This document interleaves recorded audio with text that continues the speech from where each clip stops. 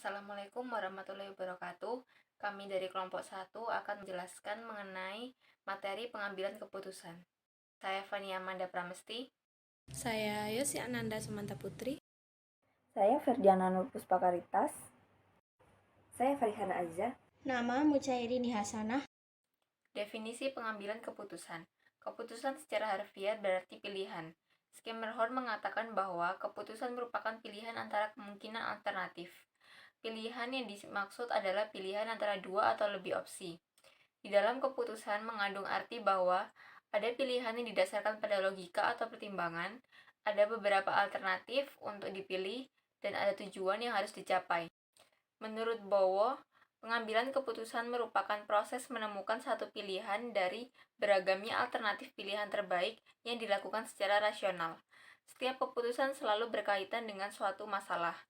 Siagian menjelaskan bahwa pengambilan keputusan pada hakikatnya merupakan pendekatan sistematis terhadap masalah yang dihadapi.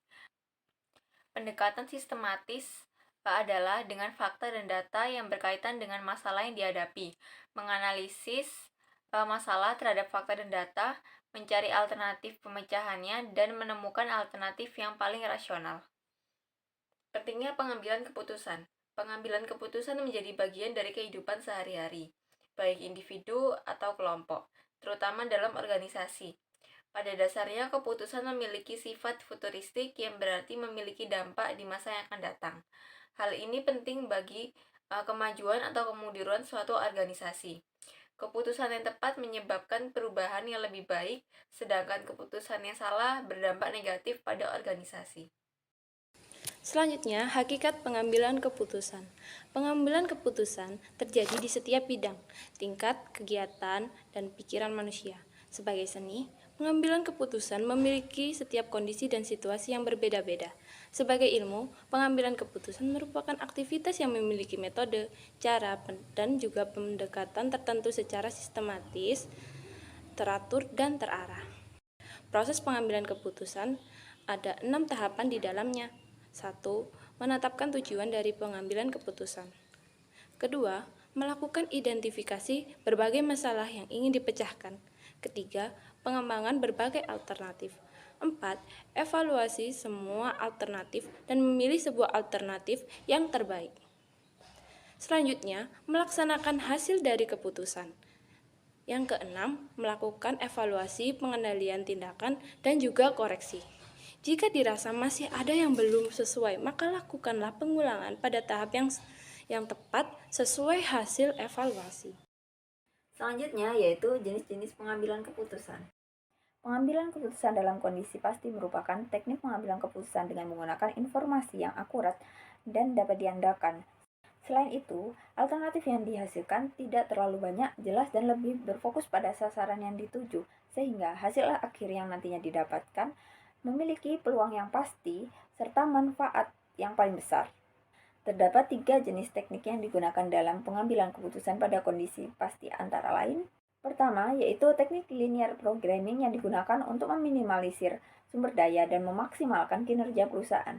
Pada teknik ini menggunakan model matematis dalam bentuk fungsi linear, contohnya yaitu untuk meminimalisir biaya produksi. Dalam model linear programming terdapat 2 fungsi antara lain. Yang pertama yaitu fungsi tujuan yang menggambarkan sasaran dalam permasalahan dan berkaitan dengan pengoptimalan sumber daya untuk mencapai keuntungan maksimal dan biaya yang minimal. Kedua, fungsi batasan, yaitu batasan-batasan kapasitas yang tersedia dan akan dialokasikan ke berbagai kegiatan. Selanjutnya, teknik analisis jaringan kerja untuk melakukan perencanaan, penjadwalan, hingga kontrol atas proyek yang dijalankan oleh perusahaan.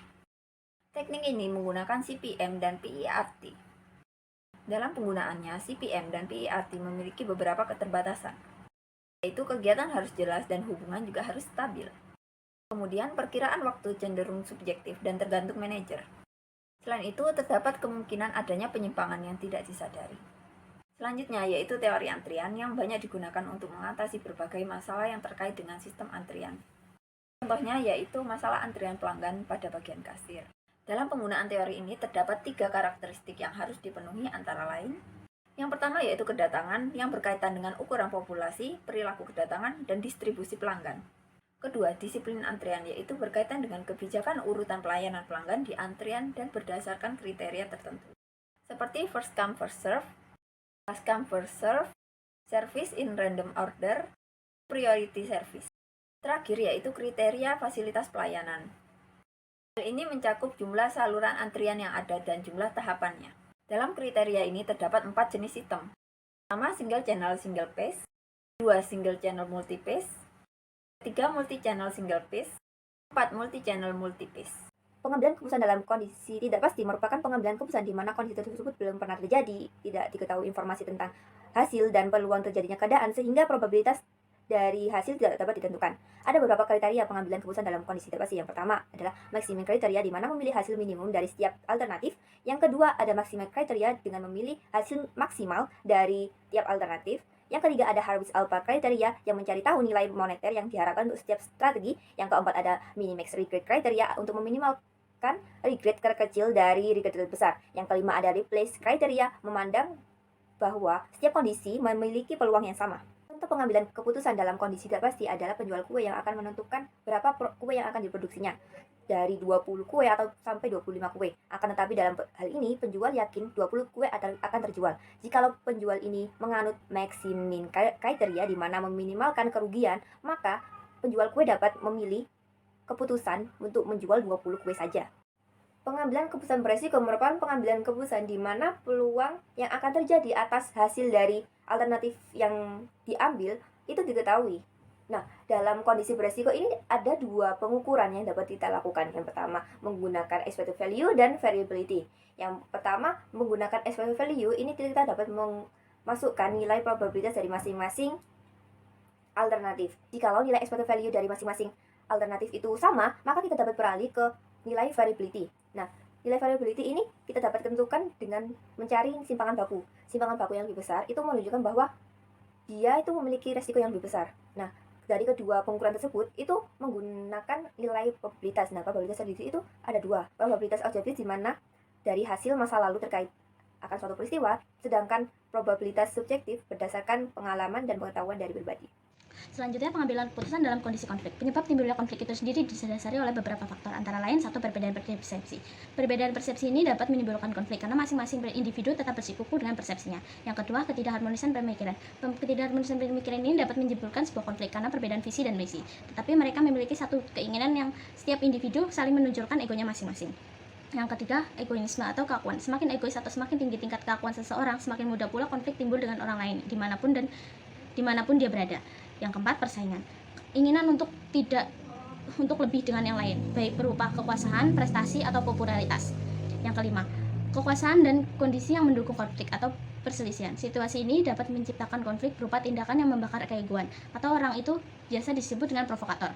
Yang keenam, perilaku seseorang. Perilaku orang lain yang mengarah pada hal yang dapat menimbulkan konflik itu bisa terjadi apabila perilaku itu menyinggung perasaan orang lain, atau individu tidak tunduk pada peraturan yang telah disepakati.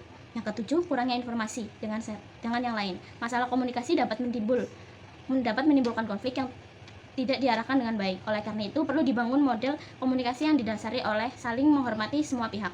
Yang kedelapan, terjadinya diskriminasi. Perilaku antar individu tidak sama, baik atasan maupun bawahan. Yang kesembilan, kebencian. Kebencian yang telah muncul sebelumnya semakin dalam, yang berujung pada pertikaian. Menurut Mafmi Irfan 2016, ada 5 jenis konflik dalam kehidupan organisasi. Yang pertama, konflik dalam individu. Contoh, memilih 2 keinginan yang tidak dapat dipenuhi sekaligus. Yang kedua, konflik antar individu.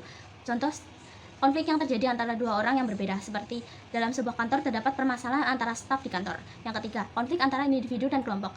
Konflik ini yang berkaitan dengan cara individu menanggapi tekanan oleh kelompok kerja.